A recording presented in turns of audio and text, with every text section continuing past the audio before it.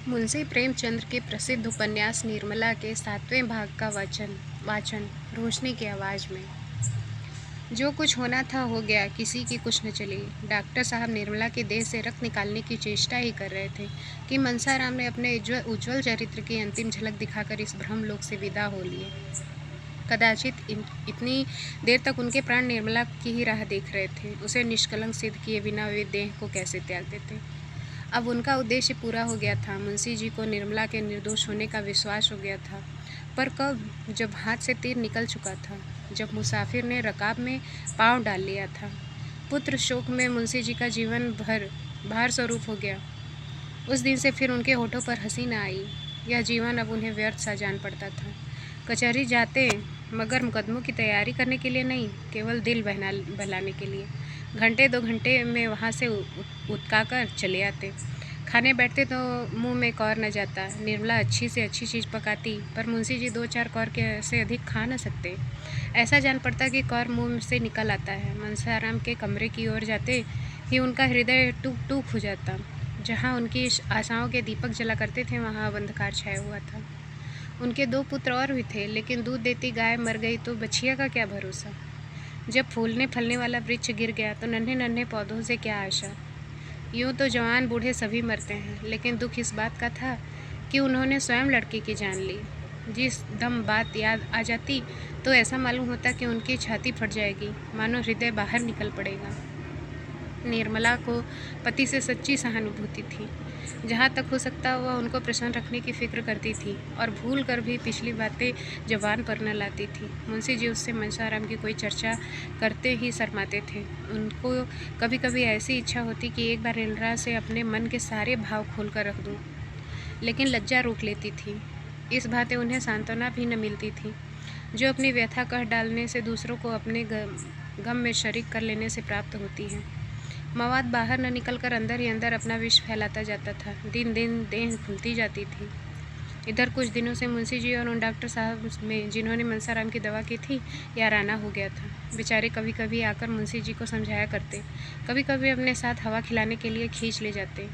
उनकी स्त्री भी 2-4 बार निर्मला से मिलने आई थी। निर्मला भी कई बार उनके घर गई थी, मगर वहाँ से जब लौटती तो कई दिनों तक उदास रहती। उस दंपति का सुखमय जीवन देखकर उसे अपनी दशा पर दुख हुए बिना न रहता। डॉक्टर साहब को कुल 200 रुपये मिलते थे। इतने ही पैसे में दोनों आनंद से जीवन व्यतीत कर रहे थे। घर में केवल एक महरी थी। गृहस्थी का बहुत सा काम स्त्री को अपने हाथ से ही करना पड़ता था।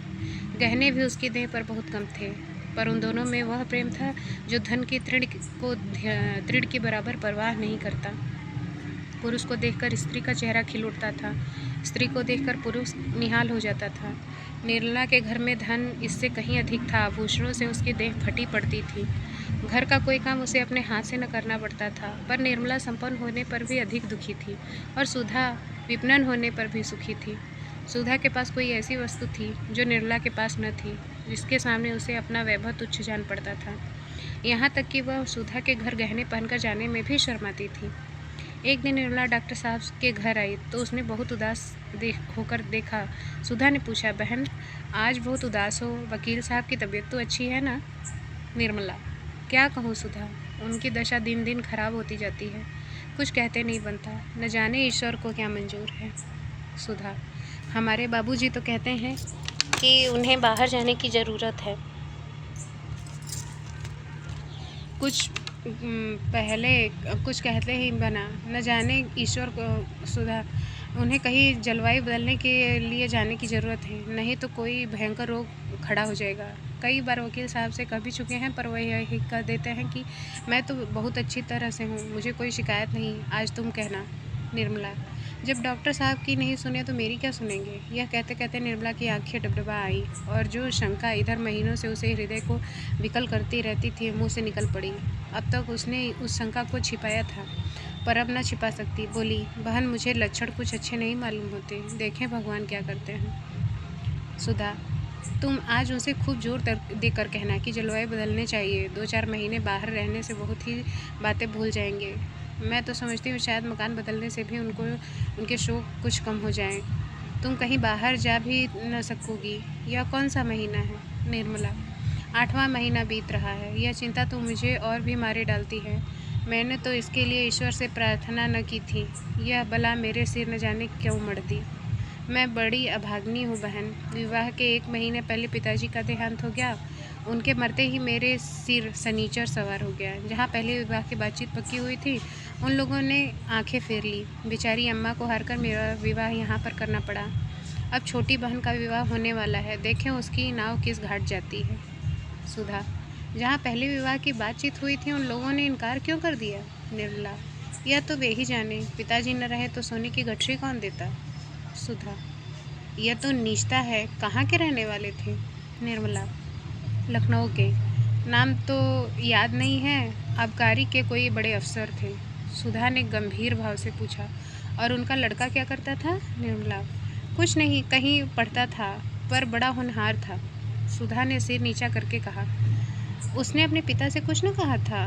वह तो जवान था, अपने बाप को दबा न सकता था। निर्मला, अब यह मैं क्या जानूं बहन।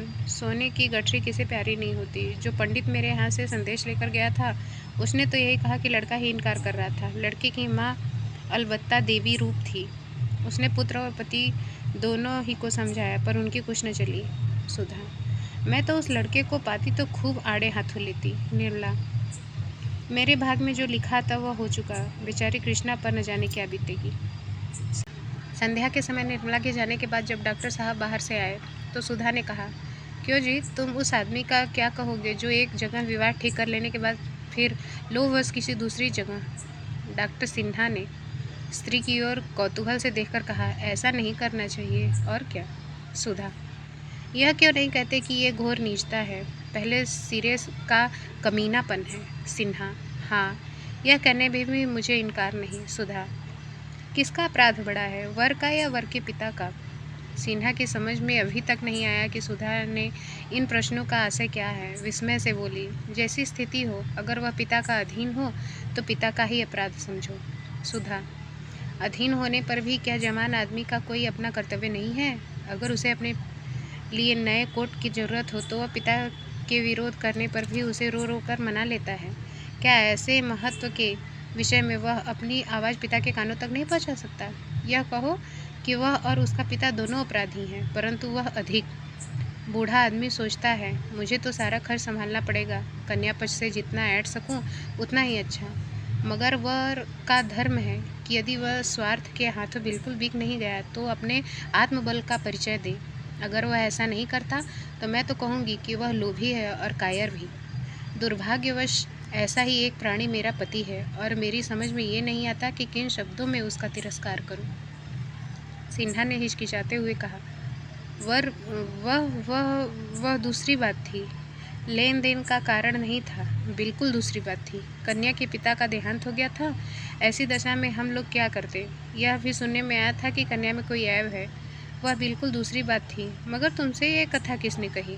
सुधा, कह दो कि वह कन्या कानी थी या कुबड़ी थी या नाइन के पेट की थी या भ्रष्टा थी। इतनी कसर क्यों छोड़ दी। भला सुनो तो, उस कन्या में ऐब क्या था।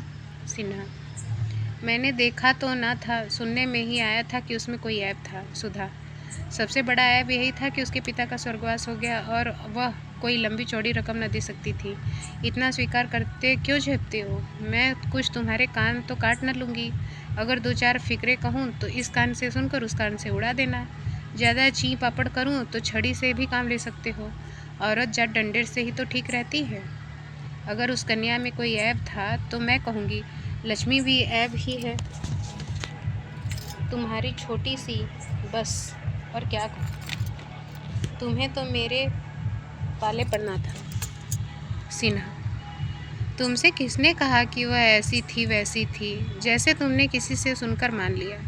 सुधा, मैंने सुनकर नहीं मान लिया, अपनी आंखों से देखा। ज़्यादा बखान क्या करूं, मैंने ऐसी सुंदर स्त्री कभी नहीं देखी थी। सिन्हा ने व्यग्र होकर पूछा, क्या वह यहीं कहीं है। सच बताओ, उसे कहाँ देखा। क्या तुम्हारे घर आई थी। सुधा, हाँ, मेरे घर में आई थी और एक बार नहीं कई बार आ चुकी है, और मैं भी उसके यहाँ कई बार जा चुकी हूँ। वकील साहब के बीवी की वही कन्या है जिसे आपने ऐबों के कारण त्याग दिया था। सिन्हा, सच। सुधा, बिल्कुल सच। आज अगर उसे मालूम हो जाए कि आप वही महापुरुष हैं तो शायद फिर इस घर में कदम न रखें। ऐसी सुशीला, घर के कामों में ऐसी निपुण और ऐसी परम सुंदरी स्त्री इस शहर में दो ही चार होंगी। तुम मेरी बखान करते हो, मैं उसकी लौंडी बनने के भी योग्य नहीं हूँ। घर में ईश्वर का दिया हुआ सब कुछ है, मगर जब प्राणी ही मेल का नहीं है तो और सब रहकर क्या करेगा। धन्य है उसके धैर्य की, उस बुढ़े खूसट वकील के साथ जीवन के दिन काट रही है। मैंने तो कब का जहर खा लिया होता, मगर मन की व्यथा कहने से ही थोड़े प्रकट होती है। हंसती है, बोलती है, गहने कपड़े पहनती है, पर रोया करता है। सिन्हा, वकील साहब की खूब शिकायत करती होगी। सुधा, शिकायत क्यों करेगी, क्या वह उसके पति नहीं है? संसार में अब उसके लिए जो कुछ है वकील साहब ही हैं। वह बूढ़े हों या रोगी, पर हैं तो उसके स्वामी ही। कुलवंती स्त्रियां पति की निंदा नहीं करती, यह कुलटाओं का काम है। वह उनकी दशा देखकर कुढ़ती है, पर मुंह से कुछ नहीं कहती। सिन्हा, इन वकील साहब को क्या सूझी थी कि जो इस उम्र में ब्याह करने चले? सुधा, ऐसे आदमी न होते तो गरीब कुंवारियों की नाव कैसे पार लगाएं? तुम और तुम्हारे साथी बिना भारी गठरी के लिए बात ही नहीं करते, तो फिर ये बेचारी किसके घर जाए? तुमने यह बड़ा भारी अन्याय किया है और तुम्हें इसका प्रायश्चित करना पड़ेगा। ईश्वर उसका सुहाग अमर करे, लेकिन वकील साहब को अगर कुछ हो गया तो बेचारी का जीवन ही नष्ट हो जाएगा। आज तो वह बहुत रोती थी। तुम लोग सचमुच बड़े निर्दयी हो। मैं तो अपने सोहन का विवाह किसी गरीब लड़की से ही करूँगी। डॉक्टर साहब ने यह पिछला वाक्य नहीं सुना, वह घोर चिंता में पड़ गए। उनके मन में यह प्रश्न उठ कर उन्हें विकल करने लगा कि कहीं वकील साहब को कुछ हो गया तो। आज उन्हें अपने स्वार्थ का भयंकर स्वरूप दिखाई दिया। वास्तव में यह उन्हीं का अपराध था। अगर उन्होंने पिता से जोर देकर कहा होता कि मैं और कहीं नहीं विवाह करूंगा, तो क्या वह उनकी इच्छा के विरुद्ध उनका विवाह कर देते? सहसा सुधा ने कहा, कहो तो, कल निर्मला से तुम्हारी मुलाकात करा दूं, वह भी जरा तुम्हारी सूरत देख ले। वह कुछ बोलती तो नहीं, पर कदाचित एक दृष्टि से वह तुम्हारा इतना तिरस्कार कर देगी जिसे तुम कभी न भूल कर सकोगे। बोलो, कल मिला दूं? तुम्हारा बहुत संक्षिप्त परिचय भी करा दूंगी। सिन्हा ने कहा, नहीं सुधा, तुम्हारे हाथ जोड़ता हूँ, कहीं ऐसा गजब न करना, नहीं तो सच कहता हूँ घर छोड़कर भाग जाऊँगा। सुधा, जो कांटा बोया उसका फल खाते क्यों इतना डरते हो? जिसकी गर्दन पर कटार चलाई है, जरा उसे तड़पते भी तो देखो। मेरे दादाजी ने 5,000 दिए थे, अभी छोटे भाई के विवाह में 5-6 हज़ार और मिल जाएंगे, फिर तो तुम्हारे बराबर धनी संसार में कोई दूसरा न होगा।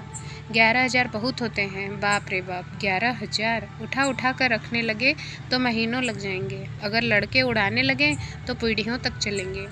कहीं से बात हो रही है या नहीं? इस परिहास से डॉक्टर साहब इतना झेपे कि सिर तक उठा न सके। उनका सारा वाक चातुर्य गायब हो गया।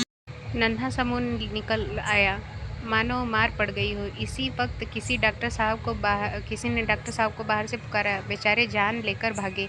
स्त्री कितनी परिहास कुशल होती है, इसका आज परिचय मिल गया। रात को डॉक्टर साहब शयन करते हुए सुधा से बोले, निर्मला की तो कोई बहन है ना? सुधा, हाँ, आज उसकी चर्चा तो करती थी। इसकी चिंता अभी से सवार हो गई। अपने ऊपर तो जो बीतना था बीत चुका है, बहन की फिक्र में पड़ी हुई है। माँ के पास तो अब और कुछ नहीं रहा, मजबूरन किसी ऐसे ही बूढ़े बाबा के गले वह भी मर दी जाएगी। सिन्हा, निर्मला तो अपनी माँ की मदद कर सकती है। सुधा ने तीव्र स्वर में कहा, तुम भी कभी कभी बिल्कुल बेसिर पैर की बात करने लगते हो। निर्मला बहुत करेगी तो 200-400 रुपये दे देगी, और क्या कर सकती है? वकील साहब का यह हाल हो रहा है, उसे अभी पहाड़ सी उम्र काटनी है, फिर कौन जाने उनके घर का क्या हाल है। इधर 6 महीने से बेचारे घर बैठे हैं, रुपए आकाश से थोड़ी ही बरसते हैं। 10-20 हज़ार होंगे तो बैंक में रखे होंगे, कुछ निर्मला के पास तो रखे न होंगे। हमारा 200 रुपये का महीने का खर्च है, तो क्या उसका 400 रुपये भी महीने का खर्च न होगा? सुधा को तो नींद आ गई, पर डॉक्टर साहब बहुत देर तक करवट बदलते रहे। फिर कुछ सोचकर उठे और मेज पर जाकर बैठकर एक पत्र लिखने लगे।